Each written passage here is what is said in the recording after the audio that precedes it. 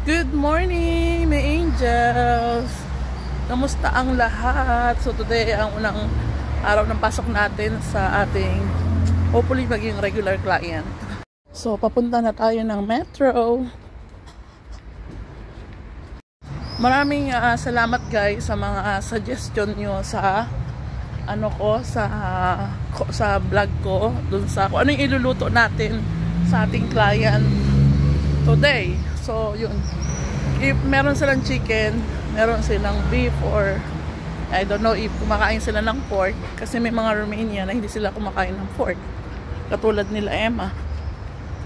Metro guys, oh, mababa na tayo dito guys. Uli ako ng buko kanina guys, maaga talaga akong gumising para ayusin yung buko, kasi medyo it takes time para mag-ayos ng mag-blow and mag-plancha ng ang buhok.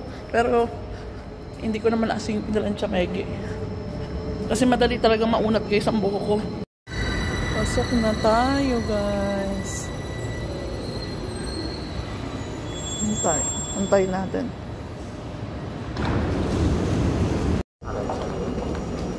Ayun guys, nakabili na tayo ng ticket for the bus.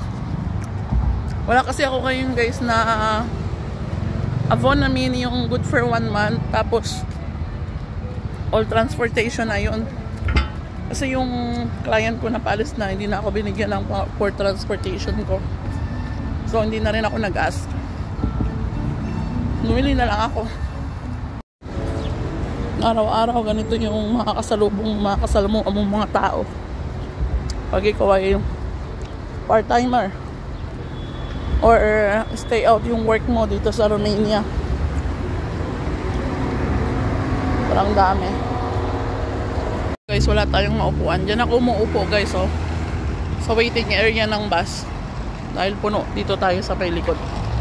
Dito kasi guys, oh, hindi man mainit.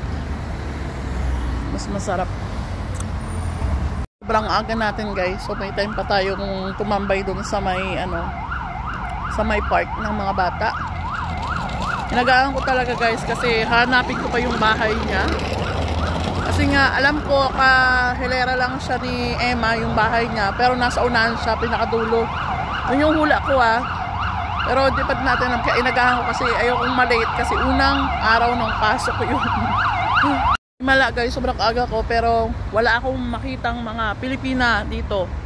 So baka mamaya pa sila mga 9 o'clock, or kanina pa silang 7 o'clock, kasi 8 na 8 o'clock na po.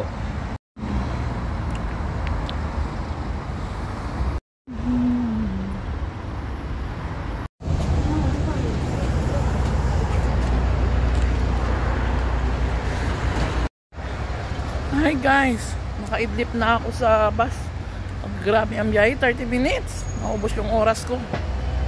So magna 9 o'clock na, 9:30 yung pasok ko. Meron pa tayong another 40 minutes. Ang tagal ng bus.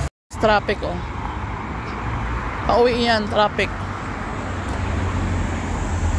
Bili muna tayo ng tubig natin para hindi na tayo makiinom.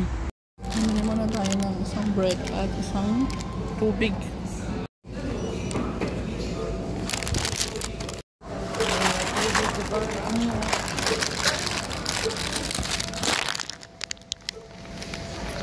Thank you.